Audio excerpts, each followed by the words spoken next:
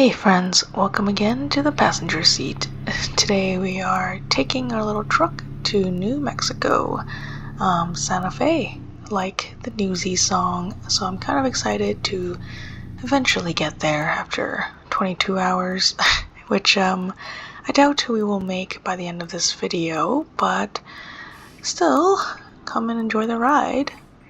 So today I was thinking of talking about a whole spectrum of things, but about an hour ago I came across something even better.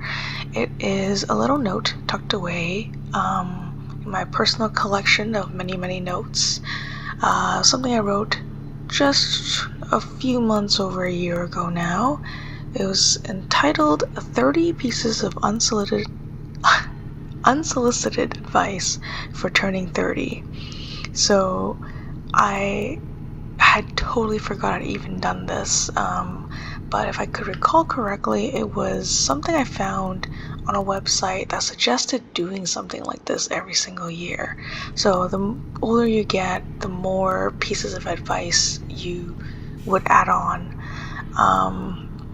Interestingly enough, when I came across this note, I noticed that I had only written 28 pieces of advice, which I think is very emblematic of my brain, where I'm so close to finishing a thought or a project, and then I'm just like, nope, let's do something else next.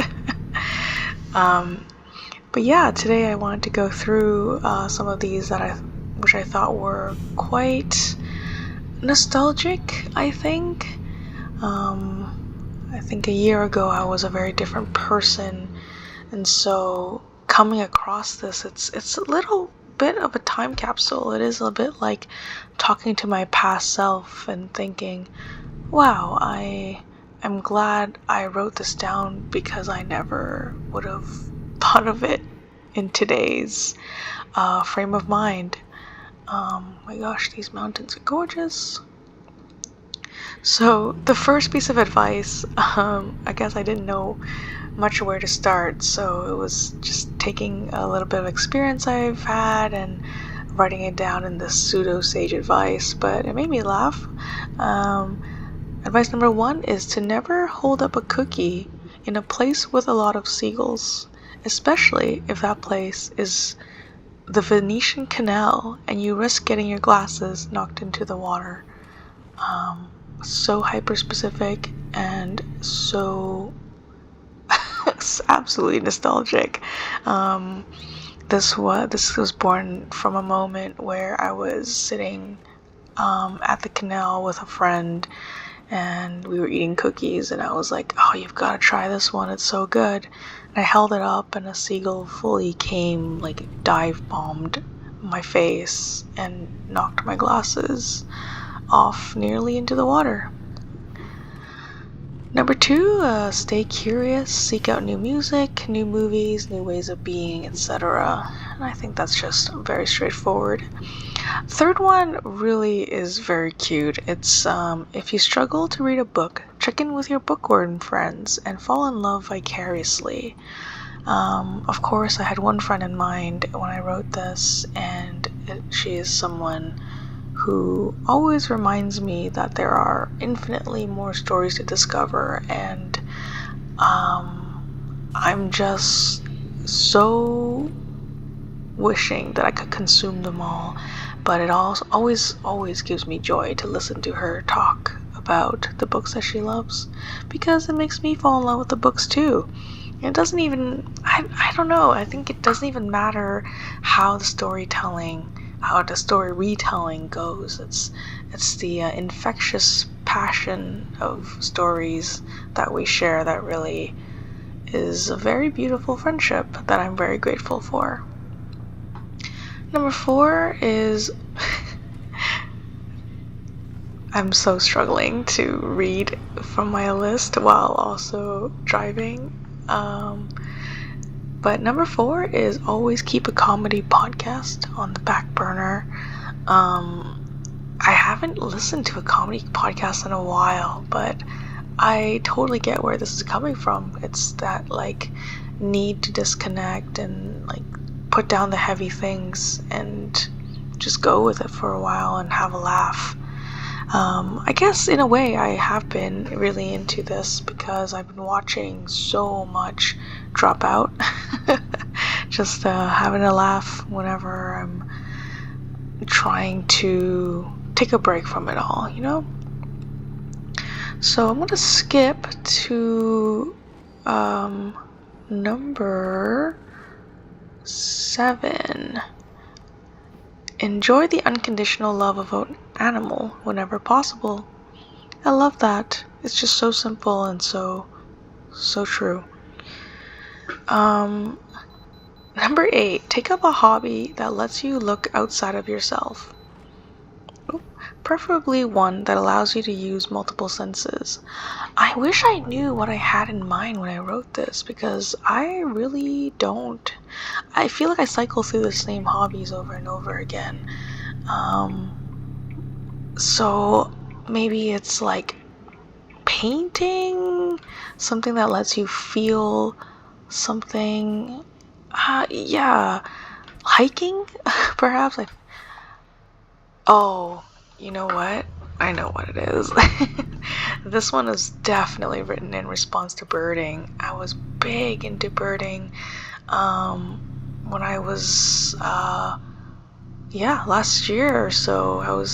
I think it was something I've always been low-key interested in, but there was a day when I wasn't feeling all too happy, and there was a day where I was just like, I should just go for it. And I did. I think the first day was very clumsy. I took myself out to a park with a paperback field guide I'd bought because it didn't even occur to me to like find an app. So I took my little paperback field guide. Oh my gosh. And I went out to a park and I think I just started walking around slowly and listening. I didn't recognize anything, and I remember coming across a couple who was just like identifying these birds right away, and I was so impressed, and I was like, man, I definitely wish I could do that someday. And now, as I'm recalling this memory, I think it was a red-winged blackbird, which are so incredibly common and so identifiable. Like, once you know what they sound like, it's hard to forget that's what they sound like. So, yeah, I guess I've come some ways since that very first day, and that's, yeah, I still love birds. I don't go out as often, but it's one of those things I always wish I could get better in. So what did I see that day? I think I saw a bunch of sparrows, and I was like noticing different types of sparrows for the first time. They're so common, but it's like, I don't know, there's something I can appreciate about them too. Like, their little patterns are so cute, they're so sociable. I think I also saw a cedar waxwing that day, and that was pretty incredible. And that's like, that bird is still my favorite to this day because it's kind of common enough that you'll see them, but not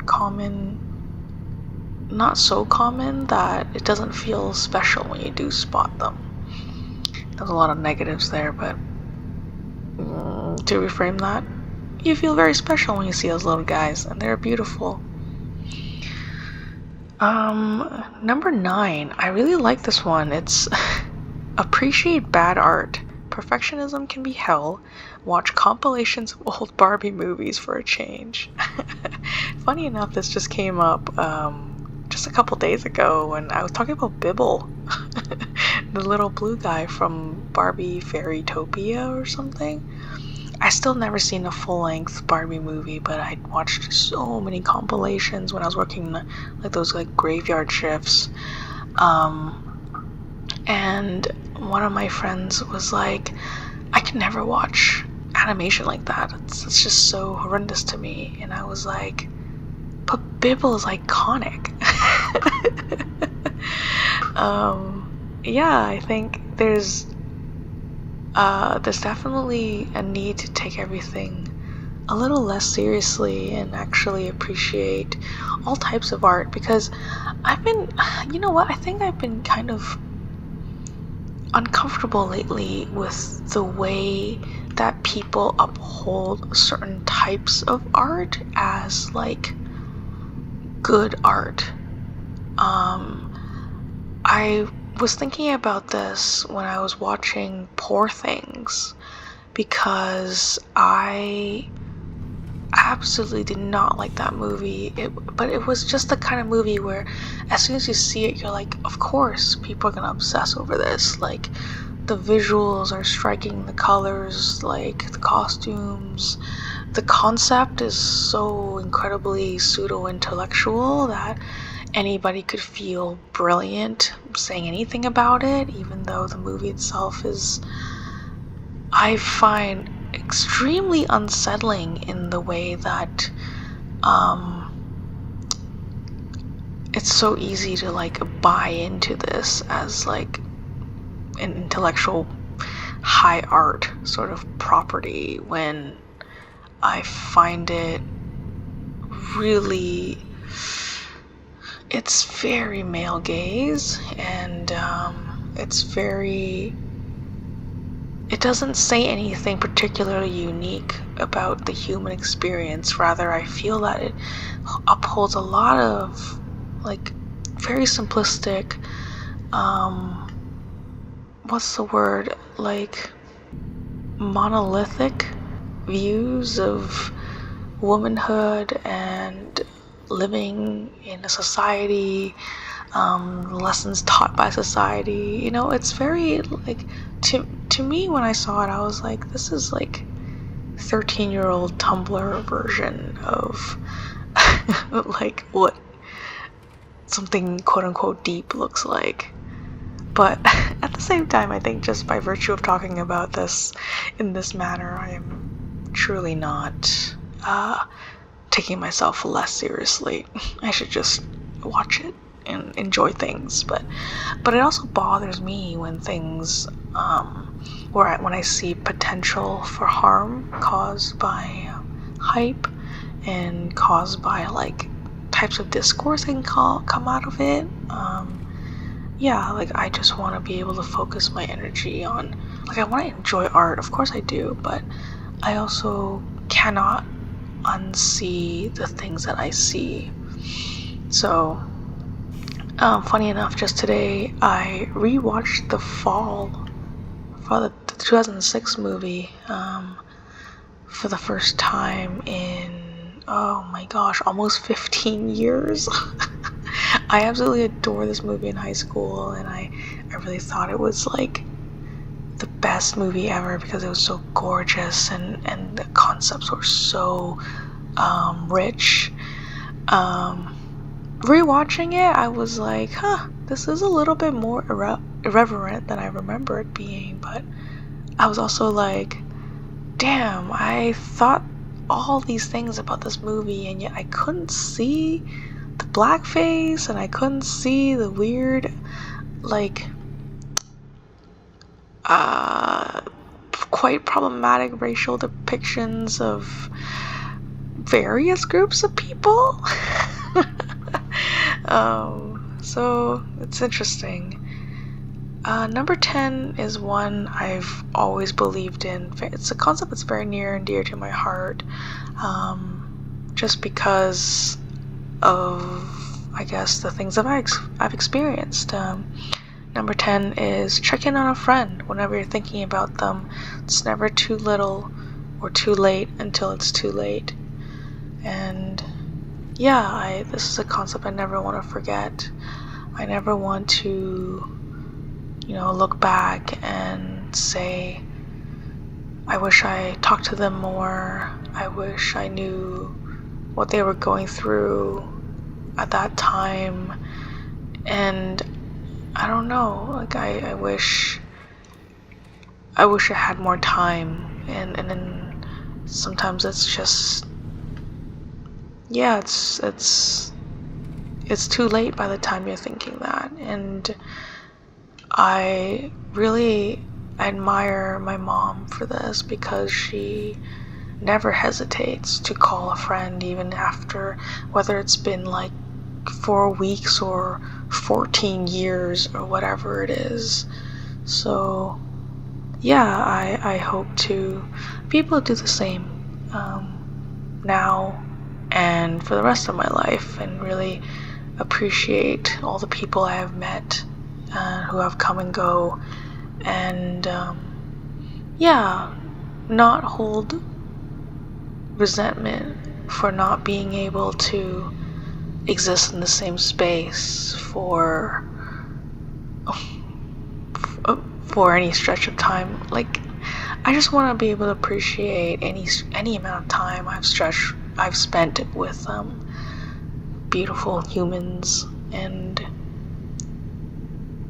be content with that, and also, you know, tap a friend and remind them that we had these times together, and I really appreciated getting to know them in that time. Yeah. Number 11, simple. Diversify your algorithms whenever you can. This is always a little bit tricky. And I don't know, does anyone really understand how these algorithms work? Or do we just watch it to like actually search up a bunch of weird stuff? Maybe a better piece of advice now would be just say yes to every single video a friend ever sends you. Number 12, I really like this one. Sometimes just pick the dumbest option.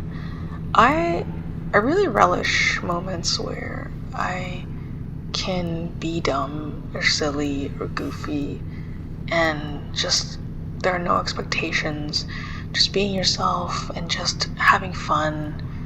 I think goofiness is a very underrated medicine for a lot of things. Gonna skip down to number 14. Embrace the inner gremlin at least twice a week. Treat them well and thank them for keeping you cozy and making sure you're rested. Gosh, when I read this again, I was actually struggling to remember what my definition for gremlin was. I must have had something in mind when I wrote this, because I've never seen the original movie for Gremlins.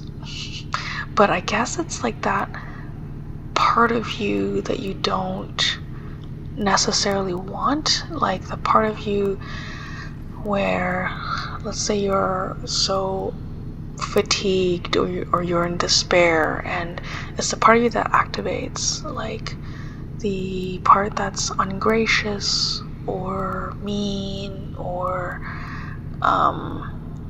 self-loathing. I don't know, just it's very like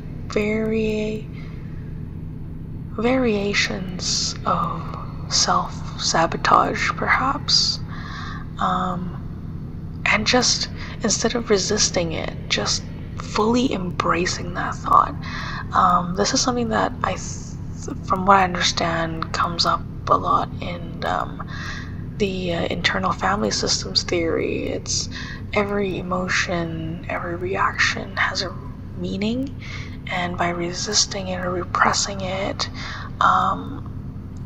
you never end up hearing what that part of you is trying to say. So I think by embracing your inner gremlin, it's just another way of radically self-caring.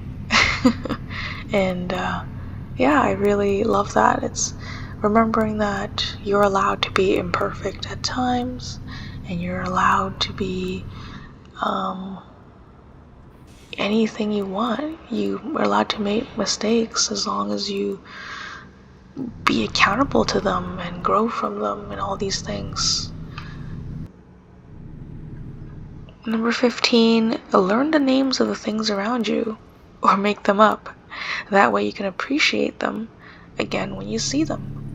I'm sure this refers to birding again, but it also reminds me that I am absolutely awful at appreciating plants.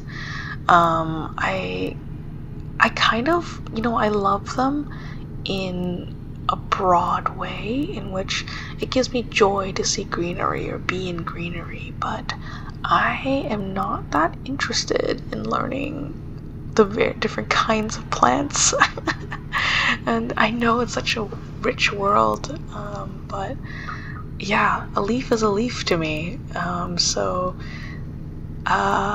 I definitely want to be better at maybe making up names for the plants I come across so I could remember them better. And I think once you start noticing the details, a leaf is no longer just a leaf. Just like if you have taken the time to really stop and admire, a song sparrow and a house sparrow look very different. Number 16, I wrote, know your capacity, test it regularly. I think this is something I still really appreciate because I am pretty horrible at recognizing my own capacity for things. I think as someone who has taken on a lot of responsibility throughout my life, I have a really hard time admitting defeat in a way. It's not the best way to put it, but it's like I have a hard time putting it down and taking a rest because I've hit a limit. It's like the idea of having a limit is inconceivable at times. The limit does not exist. At the same time, I am really, really trying to learn the things that wear me out, the things that I struggle with, moments where I feel like I am masking too much for too long, like, because these are just everyday things that have become normal even though they are exhausting, and I don't want to do these things, and I want to be able to prioritize my own needs first. The situation doesn't always feel easy, and when people perhaps like don't respond well to you resting, it makes it even harder to really evaluate your spoons, as spoon theories suggests. There's only so many that we have in a day, and I want to believe that I have forever replenishing, never-ending spoons, but that's just not true. Number 17, find things about the culture that you come from, even as you're being critical. And I think I was thinking about this, it's not just your ethnicity, your type of culture, it's not like a country's culture, but I think it's also your family culture, your friend culture, the subcultures you may be a part of, the culture of, the various cultures of your world. I think I wonder if I wrote this when I felt very challenged by the relationships that I had, and I never really questioned it, and I also didn't want to be resentful. So when you're holding on to just resentment, I think it is important to take the time to reflect on the good parts, and even if you are like trying to leave those parts behind. I have to find fuel. I'm running out of fuel here, so I have to take this exit and hope there is something here. I don't see anything nearby. Oh my gosh, oh my gosh, oh my gosh, oh my gosh, oh my gosh. No, this is so bad. This is so bad. My truck. Oh my gosh. I was going way too fast. Oh my gosh. Did I hit a train? What did I hit? Oh Oh my god, okay. I'm struggling multitasking, like reading a list and driving at the same time. Who'd have thought? Don't read and drive, kids. Alright, let's go, as we're waiting for this train, let's go down to number 19. I talked about this in my last video, so clearly I've been thinking about this for some time.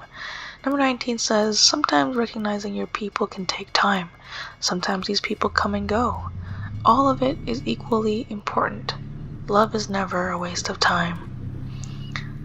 There is a song I really love called Palace. I think it's a Sam Smith song, but like there is a beautiful, beautiful cover of it by Cam that I listened to a lot while I was figuring out all these relationship things, because love is never a waste of time is one of the lines. It speaks about whether we should regret building all of these things if it's going to get taken down anyway. Like, how do I delete all of these memories from my brain? Like, whether I should put any more energy into emotions that don't serve me. It's a lot of things, but I think ultimately I've so far come to the conclusion that everything happens for a reason. And number 30 on this list is actually, remember that every time it feels like the end, it's often just the beginning.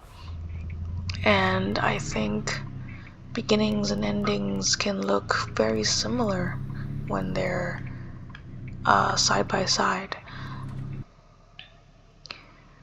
So going back to 21, say things with confidence, take ownership when you're wrong.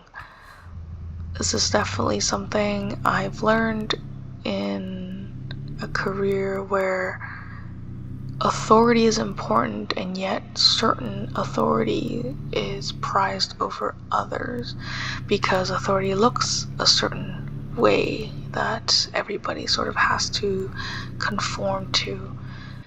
So number 22, apologies are interesting. We do it too much for the things that don't warrant it, yet when we need it the most, we never seem to do it right. Do it when it makes sense. I like that one. Kind of straightforward, kind of situational. Yeah. Number 23, take every opportunity to be humbled. It's so uncomfortable, but I think I'm shocked that it's not on this list, but discomfort is kind of the fastest way to grow. It's the best way to grow.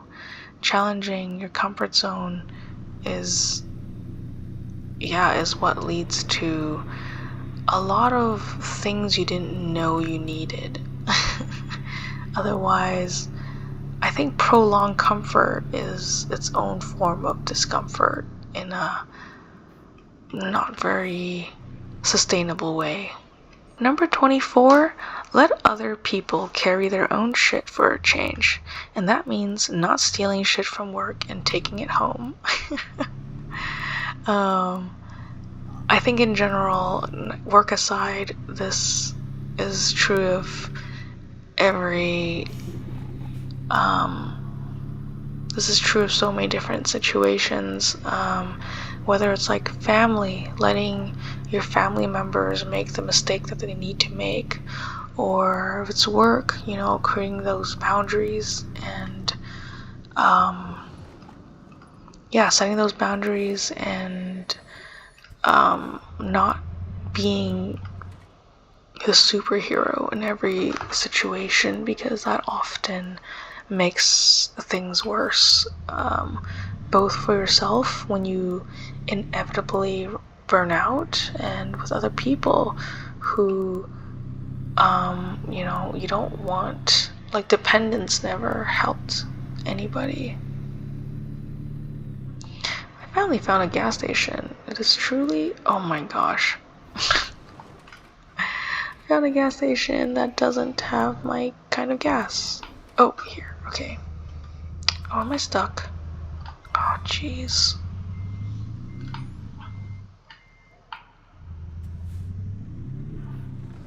Alright, now that I have some gas, I'm gonna go to number 25. Look forward to stuff. Or have stuff to look forward to. I truly feel like I live longer just by setting up things for me to look forward to. What is up with this? Why am I stuck again? Gosh, I am often stuck in this game.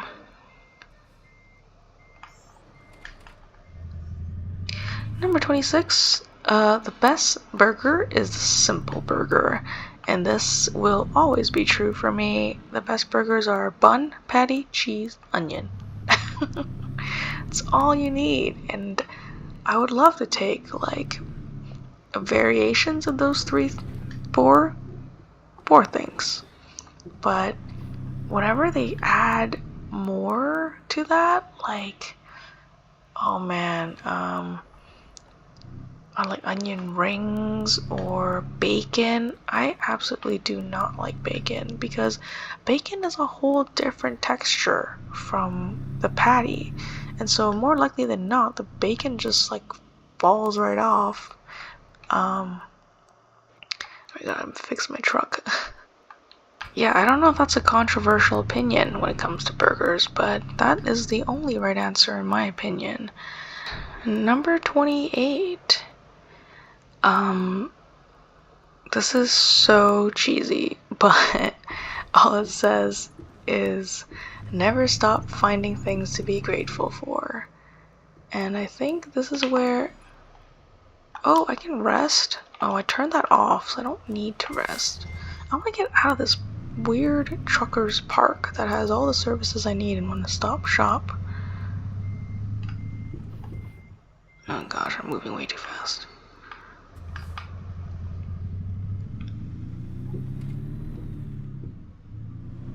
Okay, there's gas. I feel like I was just here. Oh, I was, because I need to get my truck fixed. Here we go. We can be on the road to Santa Fe once more. Oh gosh. Okay, maps. Really changed their mind the last minute there. Definitely went the long way. I should have went with my gut instinct, but I never do. Yeah, so my 28, never stop finding things to be grateful for. That was the end of my list.